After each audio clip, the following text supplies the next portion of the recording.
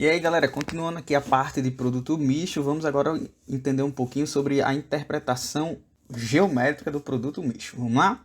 O que eu fiz aqui nesse desenho? Ó, eu coloquei os três vetores, U, V e W, tá certo? Tá aqui o vetor W, tá aqui o vetor V.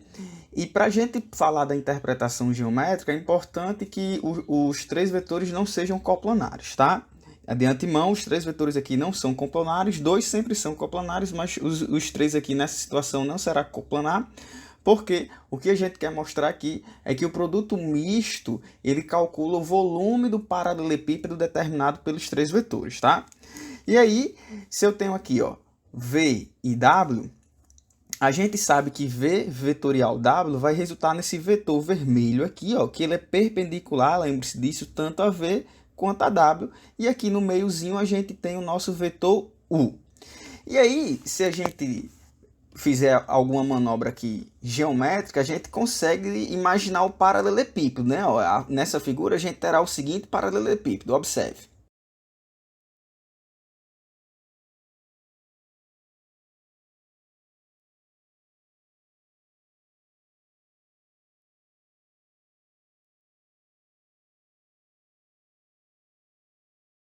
Tá aí o esboço do nosso paralelepípedo. Vamos agora tirar algumas conclusões. A primeira dela se refere a gente observar que vai existir aqui, ó, um ângulo entre o vetor V, vetorial W, e o vetor U, tá? Existe esse ângulo aqui que a gente vai chamar de θ.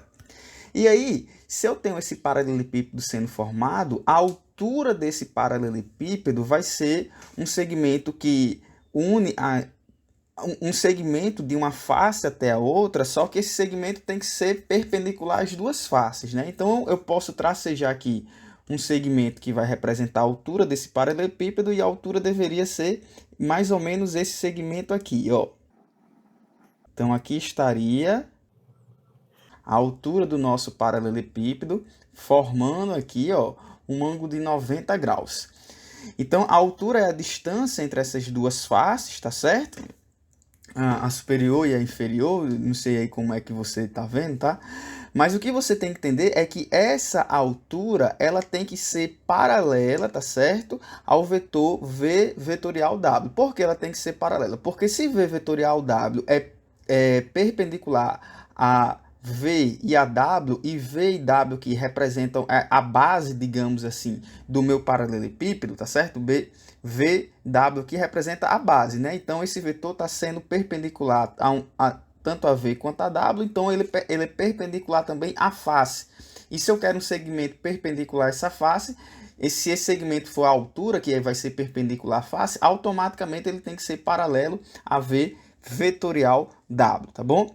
E aí, ó, a gente pode imaginar como a altura sendo a distância daqui para cá, ó, nessa minha imagem, tá? Ó, a distância daqui para cá representa a altura do paralelepípedo, e aí observe que esse segmento daqui para cá, que seria a altura do paralelepípedo, a gente pode utilizar um pouco do conceito de trigonometria, porque eu consigo fechar aqui um triângulo.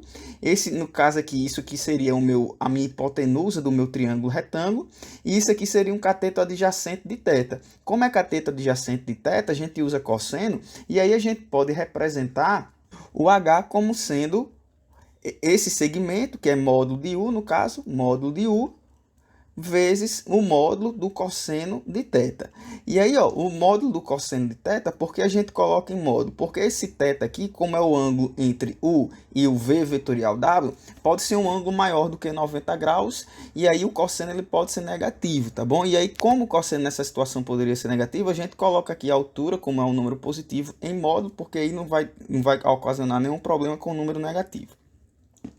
Sendo assim, como a área de um paralelepípedo, como o volume de um paralelepípedo é a área da base vezes a sua altura, a gente vai ter o seguinte, ó.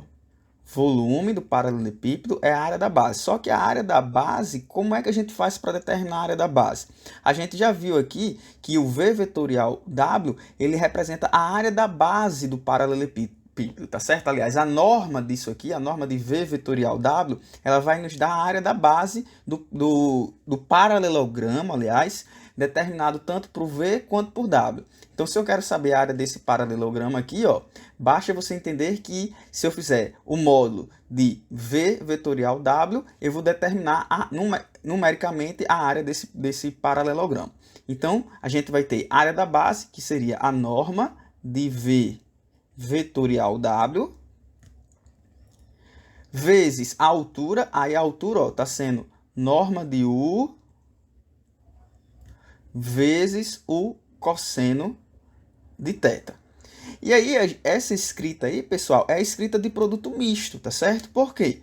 Porque isso que está aqui, essa multiplicação, é o outro jeito de calcular o produto escalar. Não sei se vocês lembram, mas o produto escalar entre dois vetores, não vou nem colocar aqui U e V, vamos imaginar um vetor A, o produto escalar entre o vetor A e o vetor V. O produto escalar entre o vetor A e B pode ser calculado como a norma de A vezes a norma de B e vezes o cosseno do ângulo entre A e B. E aí, nesse caso, a gente tem a mesma coisa aqui, ó. Eu tenho um vetor, a norma de um vetor, vezes a norma do outro vetor e vezes o cosseno do ângulo. Lembre-se que θ é o ângulo entre U e V vetorial V, entre esses dois vetores aqui. E aí, portanto, eu posso escrever esse volume como sendo o produto escalar desse vetor com esse vetor. Ou seja, a gente pode escrever isso como sendo o produto escalar do vetor U com o vetor V vetorial W. Tá certo?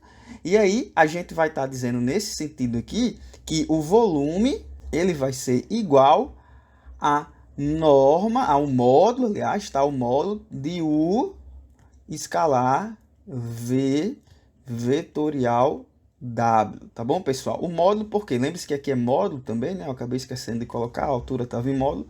Módulo, porque isso aqui poderia dar negativo, e aí tirando a parte negativa, tirando o sinal negativo, a gente vai ter o volume numericamente igual ao produto misto. Tá bom, galerinha? E aí está a interpretação, um pouco da interpretação geométrica entre o produto misto, que ele serve para calcular, ele pode ser usado para calcular o volume do paralelepípedo determinado pelos três vetores, tá bom?